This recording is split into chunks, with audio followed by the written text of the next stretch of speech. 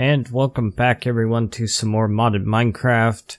So, I didn't really want to do 2 tech episodes in a row, but I think this is for the best. I really want to get my cobblestone production into full gear, and I'm working on that. Do need some upgrades over here. So, I've redone my power setup a bit. I did get some bluestone wire in here to kind of control this a little bit, and looks like I got another stack of coal blocks in here. I've got a drum here to store syngas. I was still running into that problem with the fuel being lost when the server rebooted, so I did give myself about 60-ish buckets of syngas. I think that's about what I lost, and that's one reason there's a drum here now. So I've got everything set up all neatly here. So got a lot of piping hidden.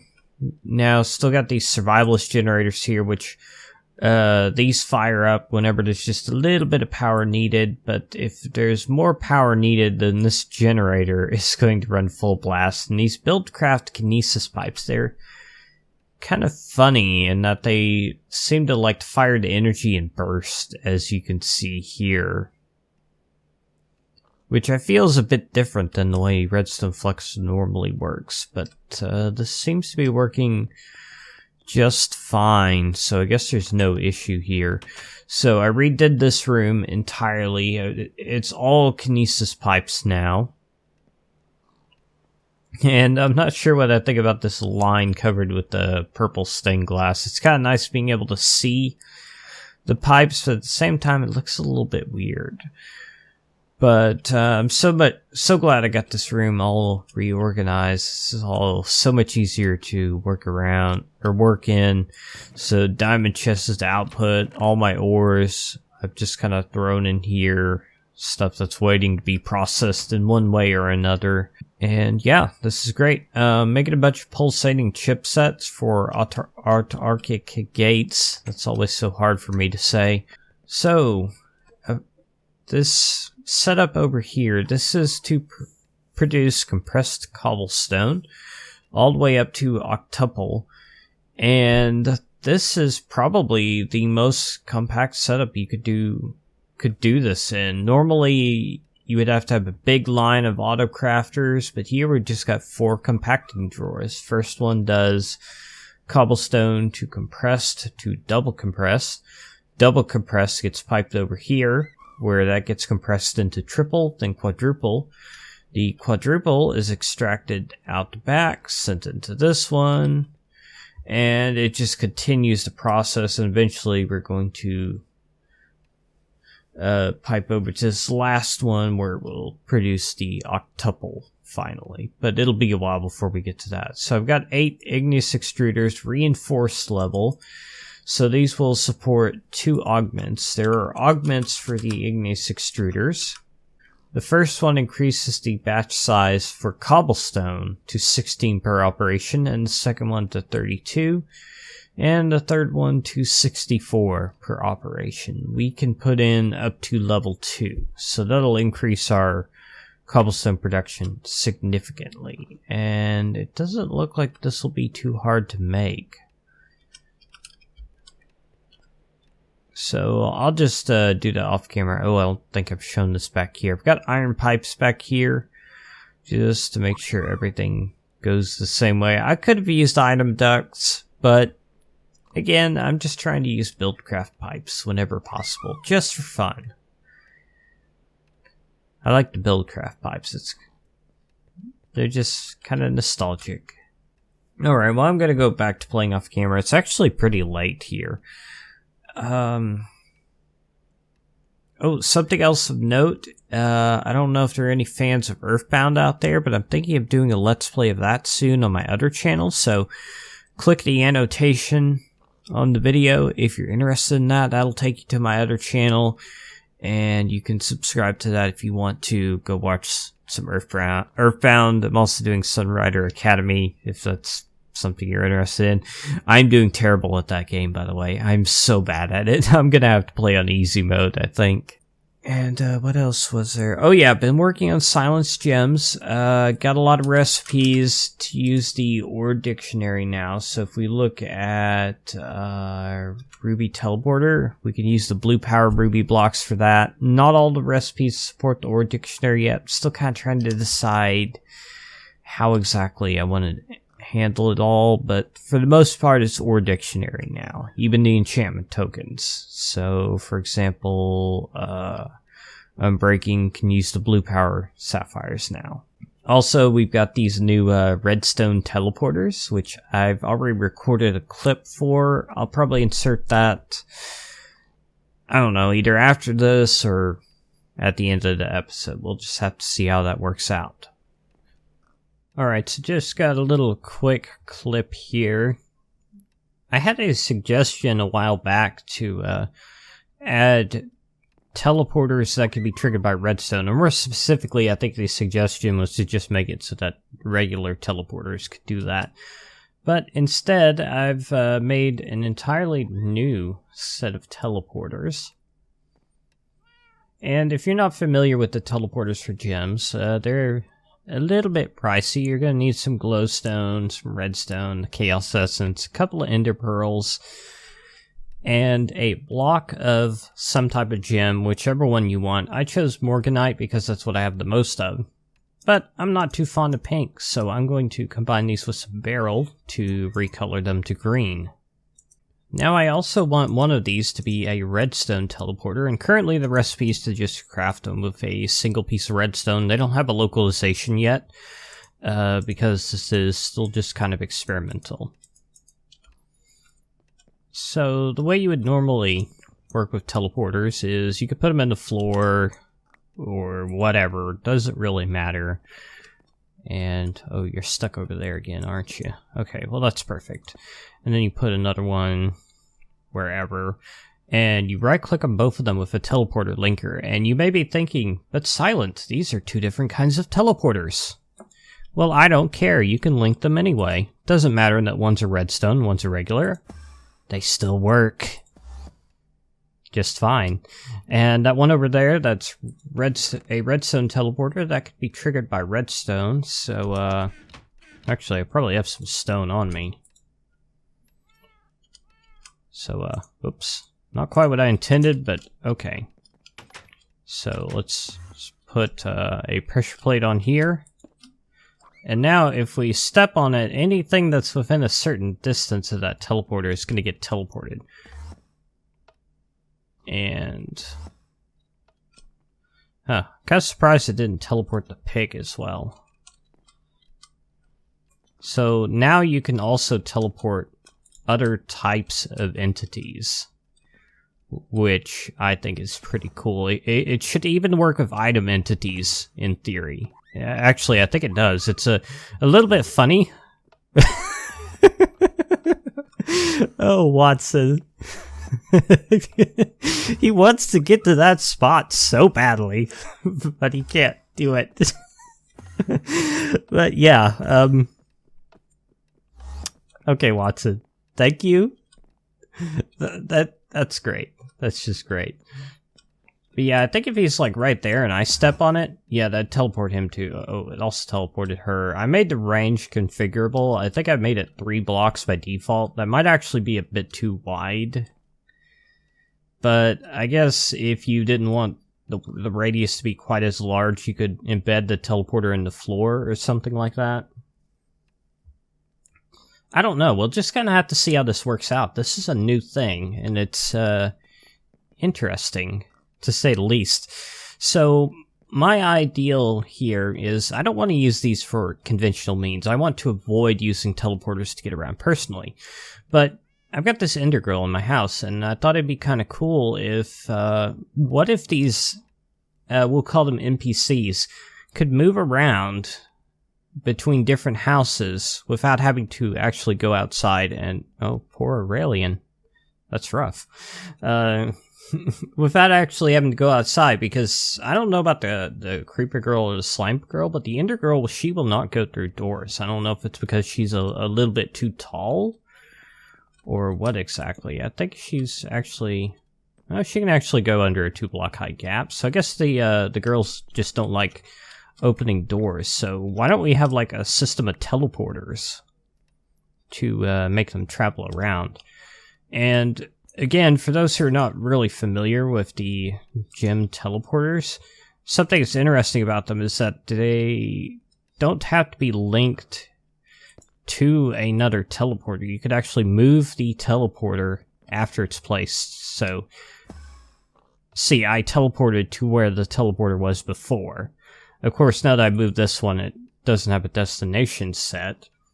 But the point is, I could have like different sending and receiving points so that they don't just teleport back instantly after teleporting. So this is an interesting concept, one I'm going to have to play around a little bit, and I'm surprised how easy it was to code this. But I have actually tested stepping on 2 different redstone teleporters with pressure plates on them. It'll just send you back and forth once. At least that was my experience in my development environment. Let's actually test that here. Oh, I got to relink. Yeah, it just sent me there and back really quickly. Because it only sends when it first receives a pulse. Okay. So, interesting ideals, something to play around with. And I guess that's all I've got to say.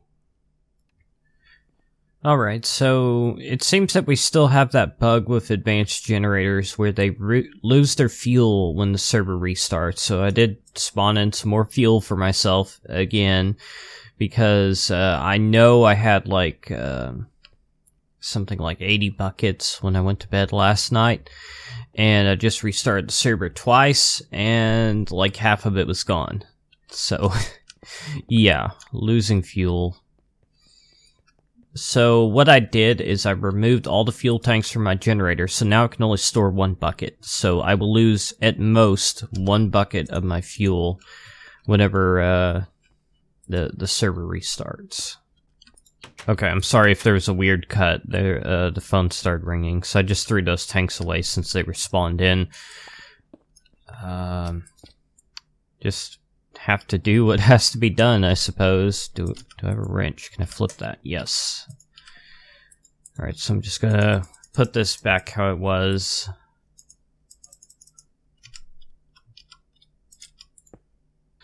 I kind of want to rewire this a little bit so that it'll only fire up this generator when it's really needed. I think I know a way that we can do that. So let me see here.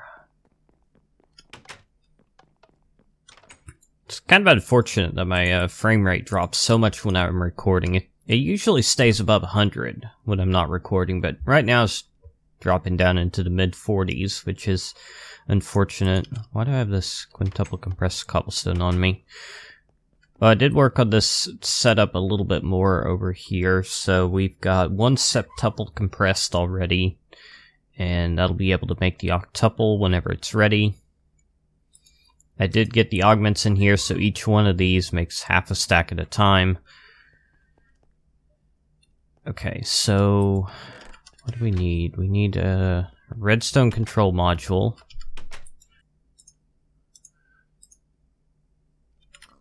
Alright, and let's see, what kind of gates do I have? I have an iron ore gate and some red pipe wire. That should work. Actually, I may need 2 gates.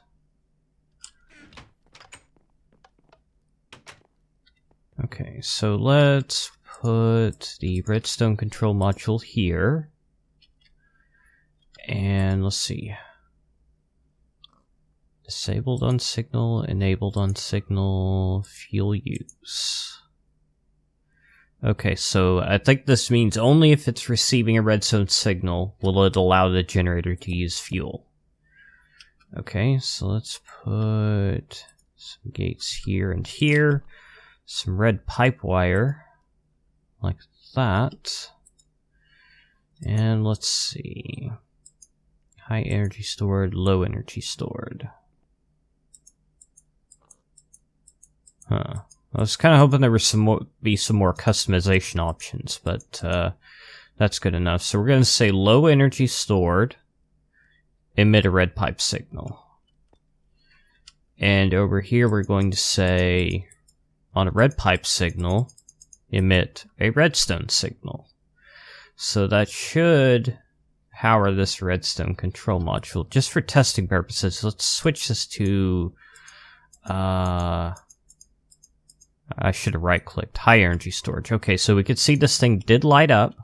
So this thing should be allowed to use fuel. Of course, it's not going to since its energy capacity is full. So let's go ahead and switch that back to low.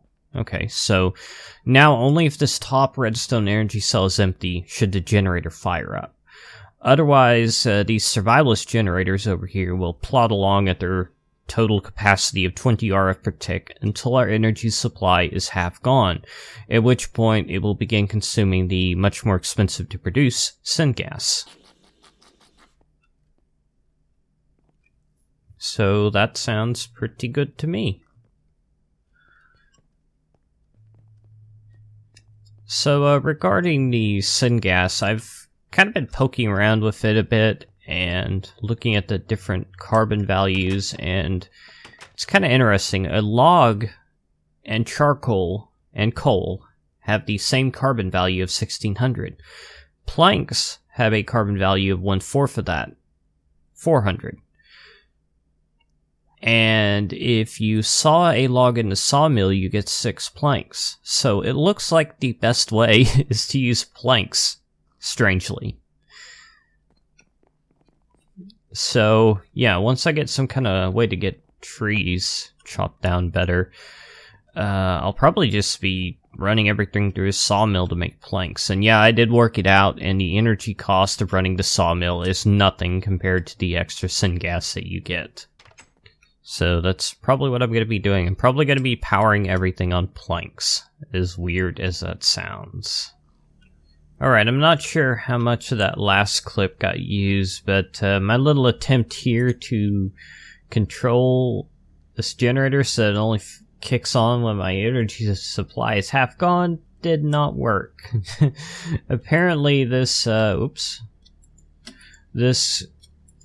it. This condition for low energy or high energy is practically worthless. High is only when it's full, low is when it's not full. And this thing will like flicker constantly, so it's worthless. I'll have to find some better way to control this. Might have to use a computer. So up here, a wooden pipe with a pulsing gate on it cannot extract planks fast enough to feed the syngas producer. So we're going to use an energy cell to power the pipe. But I don't want this thing running constantly because A, it'll waste energy, and B, it'll spew items all over the ground. So we're going to need to control this. So I've already configured this energy cell to only emit power when it's receiving a redstone signal.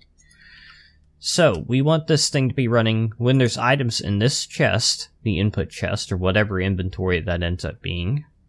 I guess a chest is fine. And only when there's space to insert items down here. So let's go ahead and put down some structure pipes.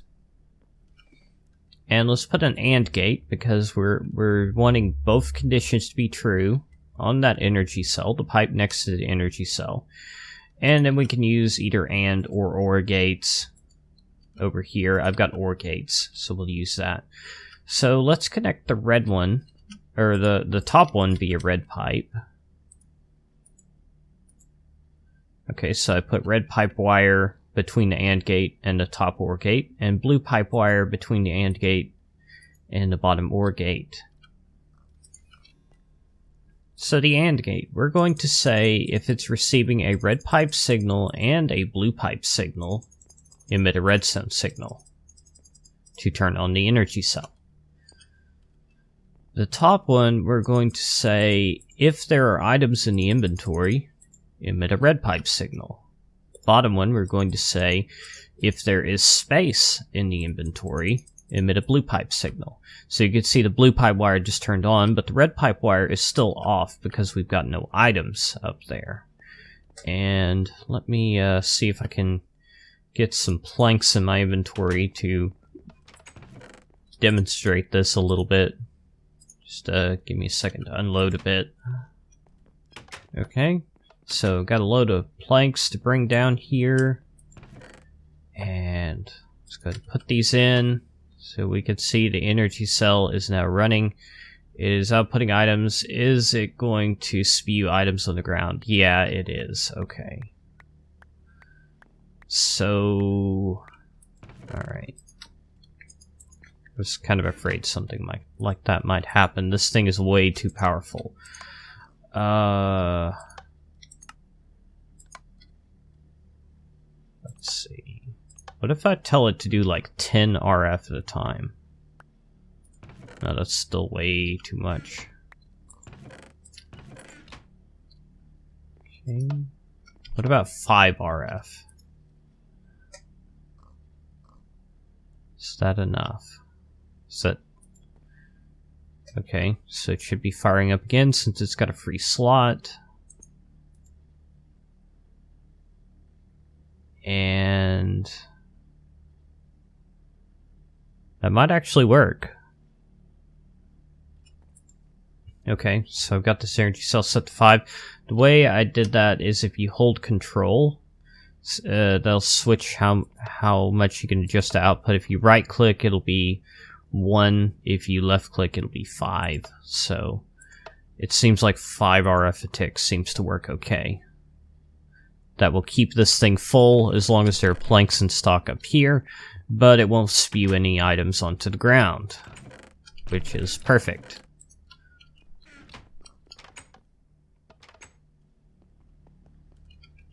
Alright, just give you some more planks. It really chews through the planks quickly. A hopper could not keep up with this. I mean, look at how quickly it's going through those. It's pretty crazy, but I think I worked out using the sawmill, it takes a little over 20 logs to make a bucket of syngas, so this isn't too bad, really. I mean, considering that each of those trees is giving me a few stacks of logs, that's several buckets of syngas, several million RF, which, stupid chair, is not bad. Alright, so I guess this is all functional. This thing over here is garbage. I'll have to find some way to control this a little bit. Uh-oh. Oh, right. Gotta get rid of these gate conditionals. There we go. Now you can produce your energy again. And again, I don't know how much of the previous clip I used, but I removed the fuel tanks because of the bug where it was deleting fuel. So this way, whenever the server reboots, I'll only lose 1 bucket of fuel maximum. And I reboot the server a couple times a week because of mod updates, stuff like that. I mean, I'm actively working on Silence Gems, uploading new builds every couple days. So I'm going to lose some fuel to that. There's just no avoiding that. I guess I should report this bug. I guess I don't really know what the problem is. It might be a forge issue. I'll just have to look into it. Alright, this seems like a functional setup, which is awesome. Oh, all this sawdust. I need to find a way to craft this into paper or something. Do I have sawdust in a drawer somewhere? Yeah. I think it's full, isn't it? Mm-hmm. Okay, I'll just slap another iron upgrade on there for now. You can apply multiple of the same upgrade to these drawers, but it looks like you're limited to 5 upgrades. If you shift right click, it'll show you the drawer, what exactly you have in it, and so on. And I need to get some more drawers placed down here. But I think I'll go ahead and call this the end of the episode. I've got like 4 different clips here, which is kind of annoying. Alright, so as always, if you're enjoying the series, don't forget you can subscribe if you haven't already so you can keep up. And I will see you guys in the next video. Thanks for watching.